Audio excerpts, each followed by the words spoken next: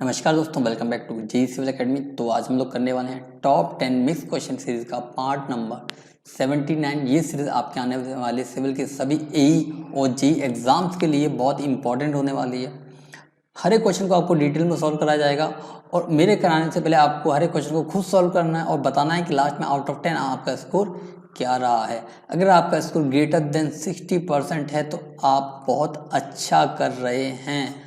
ठीक है, आपके सिलेक्शन के चांसेस बहुत ज़्यादा हैं। ओके, 60% से कम है तो आपको बहुत ज़्यादा मेहनत की जरूरत है। अगर ग्रेटर देन 70% है तो आपका जस्ट सिलेक्शन होने वाला है। ठीक है, तो चलिए बढ़ते हैं वन बाय वन क्वेश्चन की ओर। These are my qualification. I have done BTech plus diploma and selected in these exams. तो पहला क्वेश्चन देखते हैं। The approximate ratio between the strength of cement concrete at 28 days and 7 days। देखो, एक factor होता है। अगर मैं यहाँ बात करूँ डेज की और यहाँ बात करूँ एक फैक्टर की, ठीक है। एक होता है 3 डेज के लिए, एक होता है 7 डेज के लिए, एक होता है 28 डेज के लिए। 3 डेज के लिए होता है 1/2 ऑफ दैट स्ट्रेंथ, 7 डेज के लिए होता है 2/3 और 28 डेज में वो पूरी अपनी 100% यानी पूरा एक पार्ट उसका गेन कर लेता है। 28/7 कह रहा है यानी 28/7 कह रहा है यानी कि 28 का 1 डे है, 7 का 2/3 है। इसको कन्वर्ट करेंगे तो 3/2 हो जाएगा। तो आंसर क्या रहेगा 3/2 यानी ऑप्शन नंबर डी इधर राइट आंसर। कन्फ्यूजन कहाँ होता है, बच्चे 2/3 भी लगा के आ जाते हैं, लेकिन रेशियो में वो चीज़ें उल्टी हो जाएंगी तो वो आंसर क्या हो जाएगा, डी हो जाएगा, है ना। अच्छा, सीमेंट का जो टेस्ट करते हैं कंप्रेशन का, तो उसमें हम लोग लोडिंग कितनी रखते हैं एट द रेट 14 न्यूटन पर mm स्क्वायर पर मिनट और उसका साइज कितना होता है 7.06 सेंटीमीटर का क्यूब लेते हैं। तो ये दोनों डाटा भी इंपॉर्टेंट है। ठीक है, चलो। Member in direct contact with liquid solid aggressive chemical. देखो क्या होता है, जो आईएस कोड की टेबल है वहां से क्वेश्चन जनरली पूछा जा चुका है और जाता है भी और जाता रहेगा। फेवरेट टेबल है, वहां से क्वेश्चन आता ही आता है। ठीक है, अगर मैं कंडीशन की बात करूँ तो एक माइल्ड होता है, एक मॉडरेट होता है, एक सीवियर होता है, एक वेरी सीवियर होता है, एक एक्सट्रीम होता है। एक्सट्रीम में क्या है, वो किस में रहेगा आपका केमिकल कांटेक्ट में। ठीक है, यानी कि आंसर क्या होगा option number A is the right answer. साथ साथ इनके जो भी एक तो मिनिमम सीमेंट कंटेंट है, वाटर सीमेंट रेशियो है, नॉमिनल कवर है और आपका ग्रेड है। इनसे क्वेश्चन जनरली पूछा ही जाता है, ये नॉर्मल है। ठीक है, तो वो टेबल भी आप लोग याद कर लेना। अगर टेबल नहीं है आप लोगों के पास तो कमेंट कर देना, उसको मैं टेलीग्राम में अपलोड कर दूंगा। ठीक, अगला क्वेश्चन देखते हैं। इन the aqueduct natural drainage kept dash of a canal. ठीक है, अगर मैं क्रॉस ड्रेनेज वर्क की बात करूं तो अगर मैं कहूं कि कैनाल ऊपर है ड्रेनेज के, तो उसमें दो केस बनते हैं। पहला होगा एक्विडक्ट। ठीक है, क्या होता है, कैनाल का जो आपका बेड लेवल होता है ऊपर होता है ड्रेनेज के हाई फ्लड लेवल से। ठीक है, इसका अपोजिट हो जाएगा कि ड्रेनेज ऊपर हो और कैनाल नीचे हो। तो उसमें केस में क्या है, पहला केस क्या है कि आपका ड्रेनेज ऊपर है और ड्रेनेज का बेड लेवल वो ऊपर है किसके, कैनाल के फुल सप्लाई लेवल से, है ना। तो ये दो केस बनते हैं इसमें। लेकिन क्या बोल रहा है, at in the aqueduct natural drainage kept below of a canal. Aqueduct की बात कर रहा है, एक्विडक्ट में जो ड्रेनेज है उसका जो बेड लेवल है या फिर हाई फ्लड लेवल है, दोनों केस बोल रहा है। ठीक है, दोनों चीज इसी में इंक्लूड हो रही है।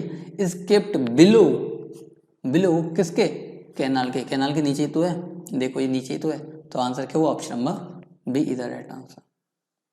ठीक है, तो अगला क्वेश्चन देखते हैं। The multiplying constant of a tachometer is. ठीक है, अच्छा पहले बात करते हैं टैकोमीटर की। तो फॉर्मूला क्या होता है, D इक्वल टू के एस प्लस सी। ये एडिटिव कांस्टेंट होता है, सी की वैल्यू होती है एफ प्लस डी। ठीक है, के क्या होता है, मल्टीप्लाइंग कांस्टेंट होता है, इसकी वैल्यू होती है F upon I. Analytical lens के लिए इसकी वैल्यू होती है 100s। बाय डिफॉल्ट भी ये रहता है फॉर्मूला।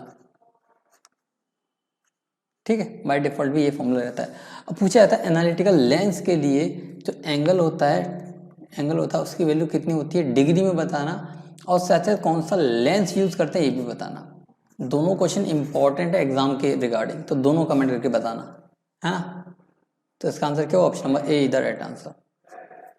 अगला क्वेश्चन देखते हैं, the transition curve use in the horizontal alignment of highway as per IRC recommendation. Important question है, पूछा जाता है, कौन सा होता है, स्पाइरल। ठीक है, T4 ट्रांजिशन, C4 क्लोथोइडल, ठीक है, S4 स्पाइरल। देखो स्पाइरल यूज होता है, आइडियल कौन सा होता है, क्लोथोइडल। दोनों में कंफ्यूजन है, यहाँ बोला यूज, जो यूज होता है स्पाइरल, आइडियल कौन सा है, क्लोथोइडल। ठीक है, तो आंसर क्या हुआ, ऑप्शन नंबर सी इधर राइट आंसर। अच्छा, सैंड ड्रेन्स आर यूज, अच्छा सैंड ड्रेन्स क्यों यूज करते हैं, क्योंकि सैंड की परमेबिलिटी क्या होती है, ज़्यादा होती है। परमेबिलिटी ज़्यादा होगी तो इंक्रीज द परमेबिलिटी, परमेबिलिटी तो एक प्रॉपर्टी है सॉइल की, वो इंक्रीज डिक्रीज का मतलब नहीं है। ठीक है, ट्रांसफर द लोड, ये भी नहीं है। रिड्यूस द सेटलमेंट, वो तो एक्सलेट करेगा ना, तो ये भी नहीं है। वो एक्सलेट करता है रेट ऑफ कंसोलिडेशन को, रेट ऑफ कंसोलिडेशन होता है, इस वजह से वो क्या करता है, इंक्रीज करता है रेट ऑफ सेटलमेंट को भी। ठीक है, परमेबिलिटी को भी इंक्रीज करता है। ठीक है, अगर पूरी सॉइल की बात करूं, अगर मैं सेंटर यहाँ लगा रहा हूं तो ओवरऑल सॉइल की परमेबिलिटी क्या हो रही है, इंक्रीज हो रही है। लेकिन ए और बी में जो मोस्ट इंपॉर्टेंट और अप्रोप्रिएट आंसर होगा वो कंसोलिडेशन होगा, क्योंकि पहले कंसोलिडेशन होता है, उसी कारण उसकी परमेबिलिटी इंक्रीज होती है। ठीक है, तो आंसर क्या हुआ, option number A is the right answer. अगला क्वेश्चन देखते हैं, maximum slenderness ratio for tension member shall not exceed. अच्छा, टेंशन मेंबर के केस में generally lambda should not be exceed 400 mm। अगर उसमें दो केस बनते, लोड के डेड लोड, लोड किस डेड लोड प्लस आपका दो केस बनते हैं इसमें, ऐसे बोलते हैं इसमें कि other than wind load and earthquake load, तो उस केस में 180 होता है। ठीक, other than dead load and live load, तो उसके केस में 350 होता है। ठीक है, ये तीन इंपॉर्टेंट वैल्यू है स्टैंडर्डनेस रेशियो की, किसके केस में, टेंशन मेंबर के केस में। ठीक है, बाय डिफॉल्ट कितना होता है, 400 होता है। कोई भी केस इन दोनों में से बोला नहीं है। SSC में कौन सा पूछा जा चुका है, ये वाला 180 वाला। कौन सा पूछा जा सकता है फ्यूचर में, कोई दिक्कत नहीं, 350 वाला। सारे आपको याद रखते हैं, तो आंसर क्या हुआ, ऑप्शन नंबर बी इधर राइट आंसर। ठीक, अगला क्वेश्चन देखते हैं, कैल्शियम लिग्नोसल्फोनेट एक्ट एज अ। अच्छा, अगर मैं एडमिक्सचर की बात करूं, यहाँ पे एडमिक्सचर्स की बात करूं तो कौन कौन से होते हैं, पहला देखो, पहला है, अगर मैं बात करूं प्लास्टिसाइजर या फिर वाटर रिड्यूसर भी बोलते हैं, या फिर सरफेक्टेंट भी बोलते हैं। ओके, तो इसका एग्जांपल क्या है, इसका लिग्नो सल्फोनेट। ओके, दूसरा क्या आता है,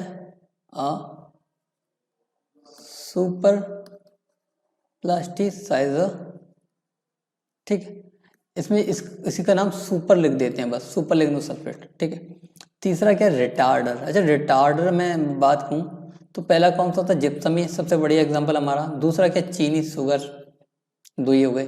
चौथा क्या है, एक्सीलेटर में क्या आता है, ए फॉर एक्सीलेटर हटा लो, एल्यूमिनियम सल्फेट, इंपॉर्टेंट एग्जांपल ये वाला। ठीक है, और आपका कैल्शियम क्लोराइड। पांचवा क्या आपका, एयर एंट्रेनिंग। इसमें कौन कौन से होते हैं, आपका स्टेरिक एसिड, स्टेरिक, और आपका ओएलिक, ये दोनों क्या होते हैं, एसिड होते हैं, ये भी याद रखते हैं। तो ये सारे एडमिक्सचर इंपॉर्टेंट है, इससे ज़्यादा आपको याद नहीं रखना है। ठीक है, इतना काफ़ी है। अब इनकी लिमिट भी याद रखो कि अगर मैं प्लास्टिसाइजर की बात करूँ तो इसकी अपर लिमिट 1 होती है। ठीक है, और वहीं सुपर प्लास्टिसाइजर की बात करूँ तो इसकी अपर लिमिट 2% होती है, और रिटार्डर की बात करूँ तो इसकी लिमिट 0.5% होती है। ठीक है, तो इनकी लिमिट्स भी आप लोग क्या करना, याद रखना। तो इसका आंसर क्या हुआ, option number water reducer, C is the right answer. ठीक, अच्छा, वाटर रिड्यूस करता है, वाटर को यूज कर लेता है, तो इससे क्या करता है, वर्केबिलिटी को इंक्रीज कर देता है, और स्ट्रेंथ पे कोई इफेक्ट नहीं पड़ता है ना। अच्छा, अगला क्वेश्चन देखते हैं, the compressive strength of heavy duty clay brick, clay नहीं लिखा तब भी क्ले मैं बोल रहा हूँ क्योंकि क्ले ब्रिक ही होती है ना। Brick should not be less than, अच्छा अगर मैं हैवी ड्यूटी क्ले ब्रिक की मैं बात करूं तो अगर मैं बोलूं इसमें क्लासेस होती हैं कि क्लास 2 की बनेगी 400 एक 450, इस केस में जो स्ट्रेंथ है वो कम नहीं होनी चाहिए 40 से, इस केस में स्ट्रेंथ कम नहीं होनी चाहिए 45 से, ठीक है। वाटर कंटेंट जो परसेंटेज है should not be greater than 10% होना चाहिए, और मिनिमम डेंसिटी कितनी होती है 2.5 ग्राम पर सीसी, ठीक है। तो इसके रिगार्डिंग इतना डाटा सफिशिएंट है, इतना याद कर लो। अच्छा, should not be less than, किससे कम नहीं होनी चाहिए, किससे कम नहीं होनी चाहिए 40 से, तो आंसर क्या हुआ option number A is the right answer, है ना। ये मिनिमम है, इससे ज़्यादा ही होनी चाहिए। ओके, चलो अगला क्वेश्चन देखते हैं। Which of the following equipment is use to measure the pavement unevenness index, कौन यूज करते हैं, बम्प इंडिकेटर, ठीक है। ओडोमीटर कंसोलिडेशन के लिए यूज करते हैं, है ना, ये कंसोलिडेशन के लिए यूज करते हैं, तो इसका आंसर क्या हुआ option number A is the right answer, है ना। अब देखते हैं पिछली वीडियो का क्वेश्चन का solution. Specific gravity of OPC cement कितनी होती है 3.15, यानी option number C is the right answer, है ना। सिंपल क्वेश्चन था, ओके, और बहुत से लड़कों ने इसका आंसर सही दिया, ज्यादातर बच्चों ने। अच्छा, अब देखते हैं question of the day. The permissible limit of moisture content for door is, है ना। तो इसका आंसर आपको कमेंट बॉक्स में कमेंट करके बताना है, और साथ साथ वीडियो कैसी लगी ये भी कमेंट करके बताइए, और वीडियोस को लाइक जरूर कीजिए, लाइक बहुत कम हो रहे हैं, है ना। कि जितना ज़्यादा आप लोग रेगुलर लाइक रखेंगे उतना क्वालिटी कंटेंट रेगुलर आप लोगों को मिलता रहेगा। और साथ साथ जिन बच्चों को PDF फाइल डाउनलोड करनी है तो टेलीग्राम चैनल से जाके डाउनलोड कर सकते हैं, ये मेरा टेलीग्राम हैंडल है चैनल का, यहाँ पे जाके आप लोग डाउनलोड कर सकते हैं, ओके। और इसका आंसर भी कमेंट करके बताना, और आउट ऑफ 10 आपका स्कोर क्या रहा है। अच्छा, 10 से याद आया कि एम कितना रखते हैं हम लोग लाइक्स का, 10, ठीक। तो आज के लेक्चर में बस इतना ही। मस्त रहिए, हंसते रहिए, और ऐसे ही प्रयास करते रहिए, आपका सिलेक्शन बहुत ही जल्द हो जाएगा, ठीक है। लेकिन एक चीज़, डेडिकेशन कम नहीं होना चाहिए, अपने आप को कट आउट कर दो वर्ल्ड से, घर से नहीं वर्ल्ड से, ठीक है। एक रूम में बंद कर लो अपने आप को 3 महीने में रिजल्ट 100% रिजल्ट आएगा, लेकिन आपको डेडिकेशन, एक प्लान, एक स्ट्रेटेजी के साथ तैयारी करनी है।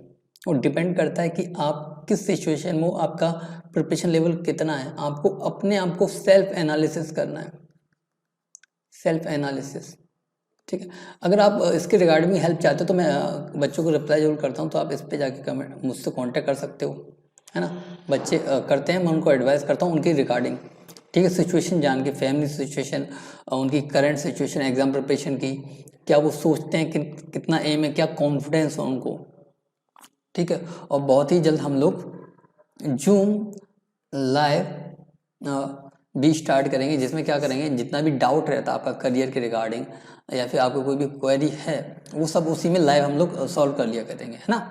कि कैसे प्रिपरेशन करनी चाहिए, क्या आपको दिक्कत आती है, क्या जॉब के साथ प्रिपरेशन करी जा सकती है, या फिर जॉब छोड़ के ही प्रिपरेशन करनी चाहिए। बहुत फैक्टर होते हैं, है ना, वो पर्सन टू पर्सन वेरी करता है, ओके। तो मिलते हैं नेक्स्ट लेक्चर में, till then be happy, keep learning and don't forget keep smiling.